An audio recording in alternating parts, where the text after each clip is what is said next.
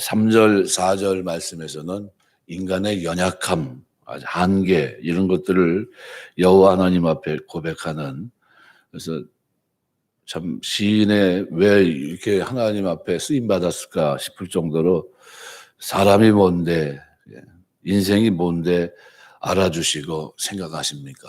이 구절을 대하면서 생각이 깊습니다.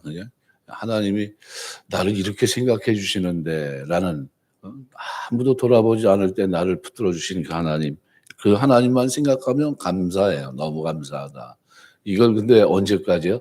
시종일관 똑같습니다. 지금 전쟁 중에도, 전쟁을 시작하기 전에도 마찬가지지만 일평생 사는 동안 그 하나님의 은혜를 잊지 않고 살고 있다는 겁니다.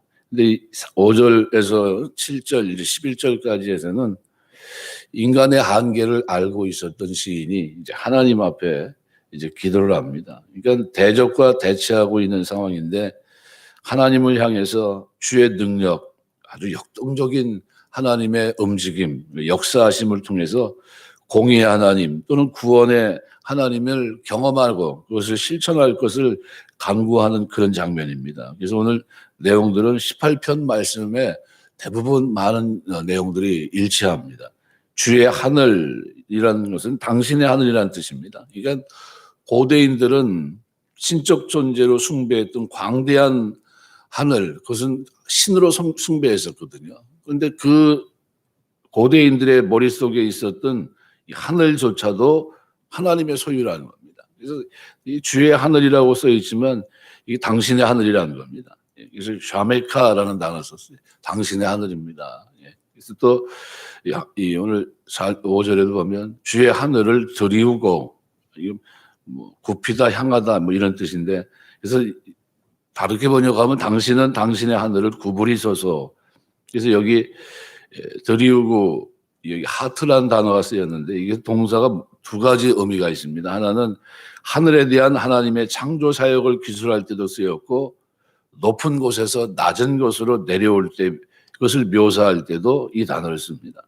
그러니까 이 드리우고 강림하시며, 그래서 이 미활용 동사를 통해서 그래서 당신이 내려오소서, 당신이 오셔야 됩니다, 이런 겁니다. 이건 기원의 형태를 가지고 하나님의 임재 장면을 마치 하늘의 구름을 타고 땅에 내려오는 듯한 뉘앙스로 표현합니다. 우리 하나님의 백성들의 삶에 이렇게 은혜 주실 줄 믿습니다. 필요할 때 찾아오시는 분이에요. 그래서 산들에 접촉하사 연기가 바라게 하소서. 그러니까 상반절은 하늘 이미지로 하나님의 위대하심을 묘사했다면 하반절은 산을 소재로 하나님의 위대하심을 부각합니다. 그래서 이 산도 고대 근동에서는 뭡니까? 신으로 숭배됐어요. 아주 절대 어떻게 하지 못하는 큰 아주 물건이죠. 아주 말 그대로. 근데 이것도 어떻게 해요? 하나님의 위대하심 앞에 꼼짝 못하는. 그래서 여기 연기를 산들에 접촉하사 연기에 바라게 하소서. 이거는 연기를 내달라는 겁니다. 그러니까 그래서 그들이 연기를 바라게 하소서. 산들이 연기를 내게 해달라. 이거는 출애굽기 19장 18절 말씀, 20장 18절 말씀을 연두에 둔 그런 표현입니다. 그러니까 화살이 폭발하는 듯한 뉘앙스를 가지고 있고, 여호와의 강림하심으로 인해서 많은 사람들이 시각적으로 가장 견고한 것으로 인식됐던 산들조차도 여동하고 연기를 바라는, 실제로 시내산에 하나님께서 강림하셨을 때 시내산은 지금도 그 끝이 어때요? 시커멓습니다. 그래서 우리가 나중에 성지순례를 가게 된다면은 이제 바뀐 데로 가야 됩니다. 바뀐 데로. 아라비아에 있는 시내산 거기가 진짜거든요. 그래서 거기 꼭 한번 언젠가 가게 되면 꼭 가고 싶은데 그런 겁니다. 왜냐하면 다 있어요, 거기요. 다 있는데 이쪽에는 하나도 없고, 여태까지 다녔던 데는 만들어 놓은 거고, 사람이 인위적인 겁니다. 그런데 그거는 뭡니까? 직접 역사적으로 남아 있는 거죠. 그래서 그건 이제 한번 봐야 됩니다. 그래서 이 강림하심을 당시 사람들의 시각에 가장 견고한 그런 인식했던 산들조차도 연기를 바라게 되었다. 상상하지 못했던 일이죠. 어떻게 저런 일이 일어날까? 그래서 여호와의 임재가 얼마나 엄청난 위엄을 지닌 것인가, 그것을 시각하고 있습니다. 6절도 마찬가지입니다. 번개를 본 적 이상 원수들을 흩으시고, 여호와의 권능을 비유하는데 원수들을 산산이 박살냅니다. 번개에 맞아 형체를 알아볼 수 없을 정도로 완전히 파괴된 물체에 빗대어서 하나님의 심판의 결과에 직면하게 될 대적들의 비참한 운명을 설명합니다. 그래서 고대 전쟁에서는 멀리 있는 적들조차 괴멸시킬 수 있는 무기, 이게 뭡니까? 화살입니다. 우리나라도 화살을 많이 개발했잖아요. 이제 화약을 넣어서 멀리까지 가서 터지게 하고 하는 이런 걸 만들지 않습니까? 이 번개는 단수인데 화살은 복수형입니다. 이거는 마치 하나님이 무시무시한 화살, 피할 수 없는 화살을 대적들의 진중에 무수히 퍼붓는 듯한 뉘앙스를 지닌 것으로 이 하나님의 심판이 악인들에게는 필연적이고 그만큼 혹독한 것이 될 것을 나타내주고 있습니다. 또 7절에서는 위에서부터 주의 손을 펴사 나를 큰 물과 이방인의 손에서 구하여 건지소서. 위에서부터 주의 손, 우리가 아는 야드라는 야데카라는 말은요, 당신의 손이라는 뜻입니다.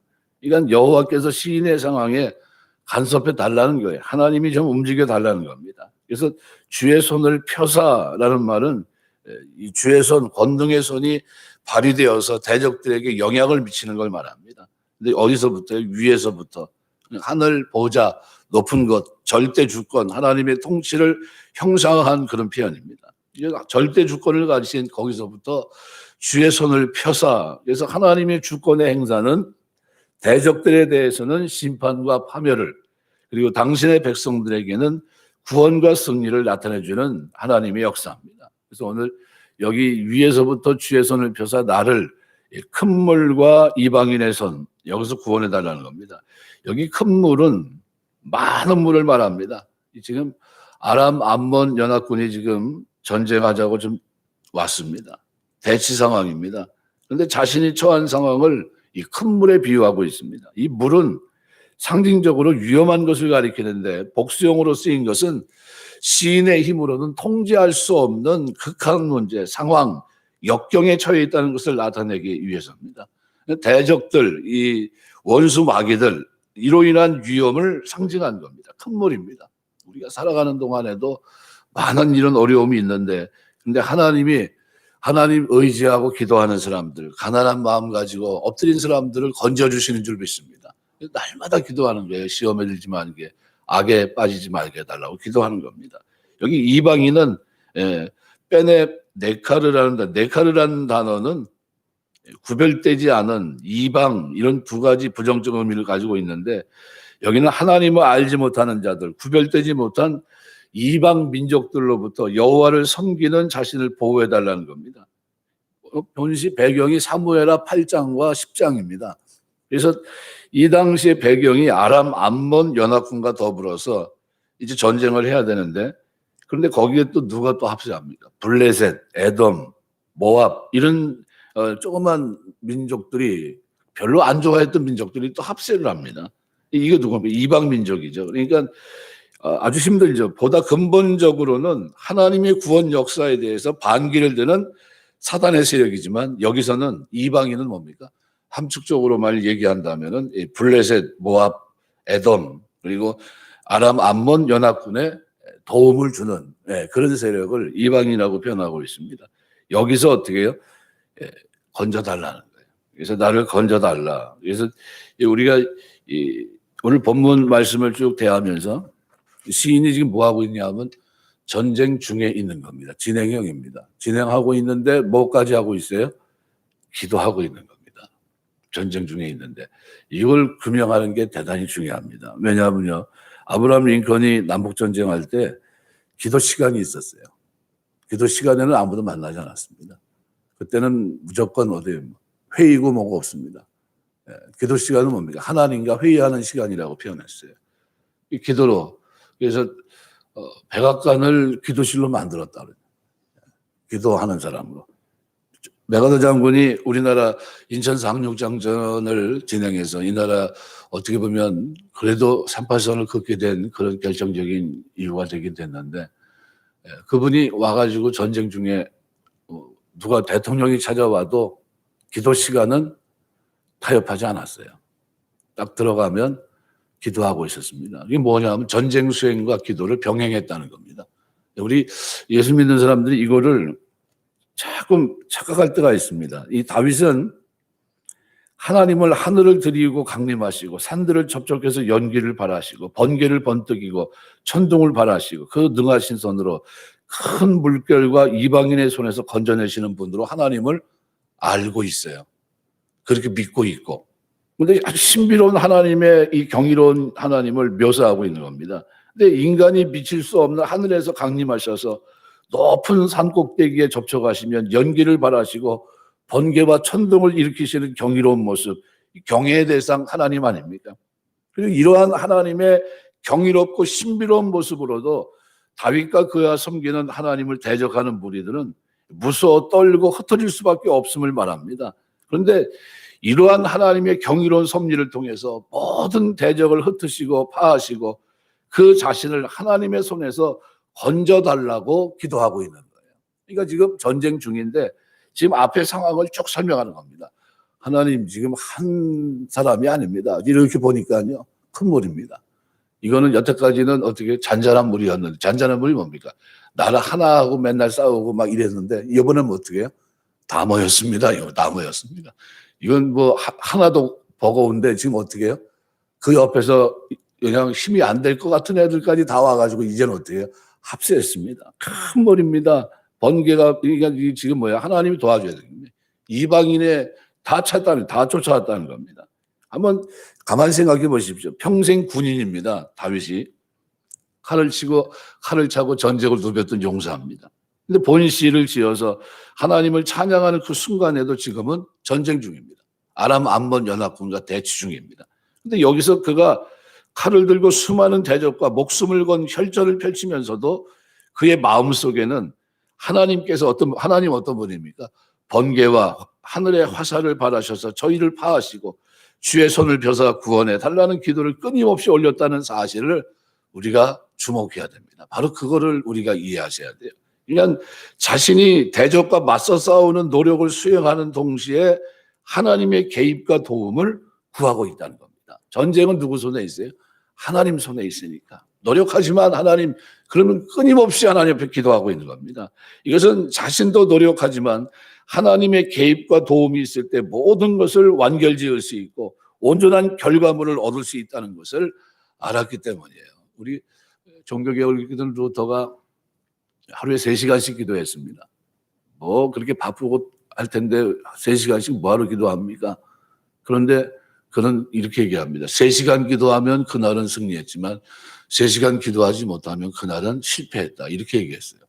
그럼 그 사람이 정신적으로 문제가 있는 사람입니까? 아니거든요. 그런 게 아니거든요. 하나님의 일들, 싸움, 영적인 싸움을 해가는 데 있어서 그만큼 기도가 중요하다는 것을 인식하고 있었다는 걸 얘기합니다. 여러분, 오늘 성도들이 2가지 오류에 빠집니다. 하나는 뭐냐면 모든 것을 하나님께 맡기고 자기는 아무것도 안 하는 사람들이 있어요. 마치 염세주의자들처럼. 그러면 안 됩니다. 모든 것을 하나님께서 이루어질 것이라고 말하면서 자신이 원하는 바 목표를 향해서 마땅히 해야 할 그 일조차 감당하지 않는 거예요. 손가락 하나 까딱하지 않아요. 그러지 않습니다. 하나님 우리가 수고한 것, 심은 대로 수고한 것을 먹게 해주시는 분입니다. 여러분 우리가 전도도 마찬가지예요. 힘들어도 하면 하나님이 보내주세요. 근데 안 하면 없어요. 그래서 심지어 전도에 대한 많은 노하우를 갖고 있는 사람들이 뭐라고 얘기하면 나가면 있고 안 나가면 없다. 이 얘기를 하고 있어요. 그 남들이 볼 때는 그거 아무 말도 아닌데 경험한 사람들은 어떻게 합니까? 알아요. 그렇구나. 체험하게 됩니다. 또 하나는 뭐냐면 자신이 원하는 목표를 위해서 몸부림치고 온 힘을 다하면서도 그 스스로의 힘이 부족하면 자포자기하는 거예요. 이거 하나님 의지하지 않는 거예요. 기도하지 않는 겁니다. 2 종류 사람이 있어요. 기도는 하긴 하는데 아무것도 안 하는 사람. 또 하나는 어떻게 자기 힘으로만 모든 걸 하고 안 되면 기도 안 하고 포기하는 사람. 우리가 성도로 이 세상에 살아간다는 것은 한마디로 말하면 하나님을 믿는 믿음 안에서 최선을 다하는 겁니다. 최선을 다하는 거예요. 그러니까 우리의 삶은 그 원하는 바 선하고 아름다운 목표를 위해서 최선을 다하되 하나님의 도움과 은혜를 구하며 살아가는 삶이라고 규정할 수 있습니다. 이것은 그냥 앉아 기도만 한다고 이루어지는 것이 아닙니다. 만일 사도 바울이 하나님의 이방인의 사역을 감당할 때 그냥 내가 이방인의 사도로 세웠으니까 열심히 기도해야지만 그리고 가만히 있었으면 어떻게 했을까요? 근데 사도 바울은 어떻게 1차, 2차, 3차 전도 여행을 끝냈고 만일 로마에서 죽지 않았으면 어디까지 갔을까요? 4차 전도 여행, 스페인까지 가는 전도 여행이 진행됐을 겁니다.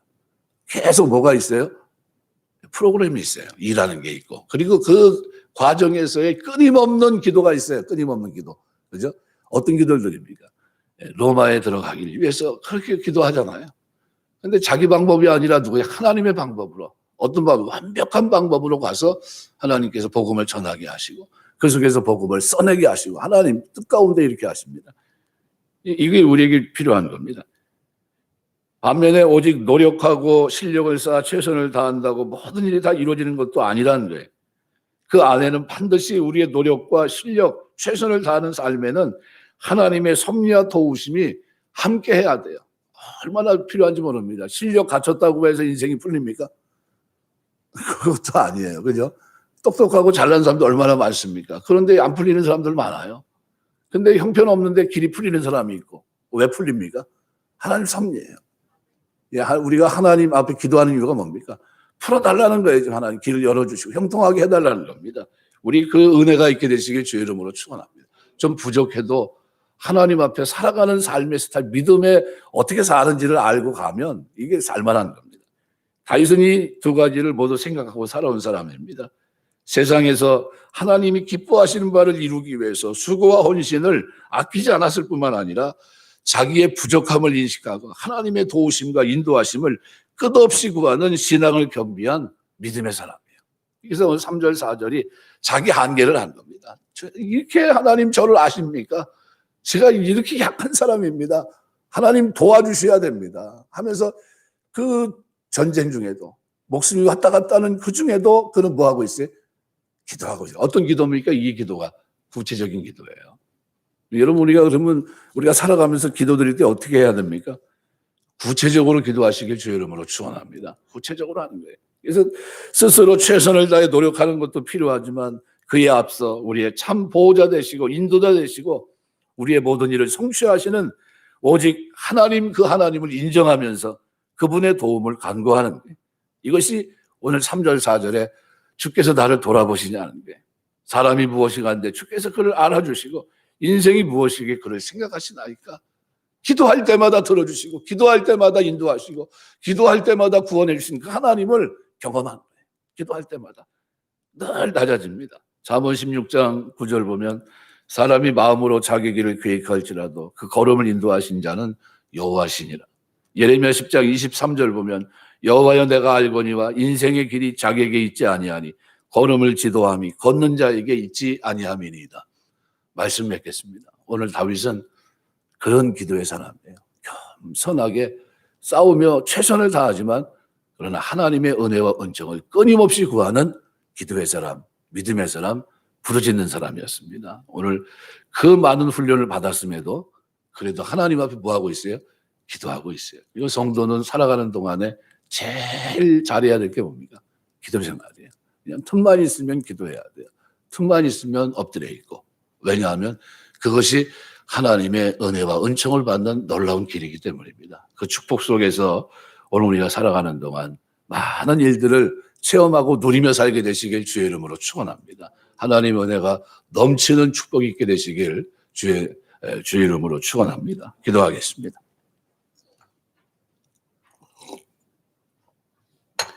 하나님 은혜 감사합니다. 아무리 생각해도 주의 은혜를 생각할 때마다 만만 감사합니다. 갚을 수 없는 그 놀라운 은혜와 은총을 우리에게 쏟아부어 주시고 이 땅에서 하나님 승승장구하며 나아갈 수 있는 믿음의 사람으로 싸워 승리할 수 있는 믿음의 사람으로 기도할 때 응답받을 수 있는 믿음의 사람으로 오늘 우리를 세워주시고 인도하시고 하나님 아름다운 열매를 맺게 하시니 감사합니다. 인생길 걷는 동안 때로는 원하지 않는 환경 속에 거한다 할지라도 하나님 오늘 본문에 기록되어 있는 다윗처럼 아버지 인간의 약함을 그리고 나를 돌아보신 하나님 나를 세우시고 기억하시고 생각해 주신 그 하나님 앞에 늘 기도하게 하시고 최선을 다해 인생의 모든 역정 속에서 최선을 다해 나아감으로 하나님의 도우심을 체험하며 기적 같은 역사들을 경험하며 그 하나님을 노래하며 간증하며 아버지 하나님이 전하며 살 수 있는 믿음의 사람 되어줄 수 있도록 은혜와 자비를 베풀어 주시옵소서. 오늘 한 날도 주 앞에 맡깁니다. 생업을 향해 직장을 향해 나아가는 걸음마다 복되게 하시고 주 안에 형통케 하시며 악한 일 일어나지 않도록 지켜주시고 좋은 일들이 가득 차게 하시며 들려오는 소식마다 기쁨의 소식, 승리의 소식이 왕래할 수 있는 아름다운 한 날 될 수 있도록 주님 축복해 주시옵소서. 한날의 모든 삶을 주 앞에 맡기고 의탁하오며 감사하고 예수님 이름으로 기도드리옵나이다. 아멘. 주기도 나무였습니다. 하늘에 계신 우리 아버지여, 이름이 거룩히 여김을 받으시오. 나라의 마옵시며 뜻이 안수러진 것 같이 땅에서도 이루어지이다. 오늘날 우리에게 일용할 양식을 주옵시고 우리가 우리에게 죄 지은 자를 사하여 준 것 같이 우리 죄를 사하여 주옵시고 우리 시험에 들게 하지 마옵시며 다만 하게서 구하옵소서. 대개 나라와 권세와 영광이 아버지께 영원히 싸움나이다. 아멘.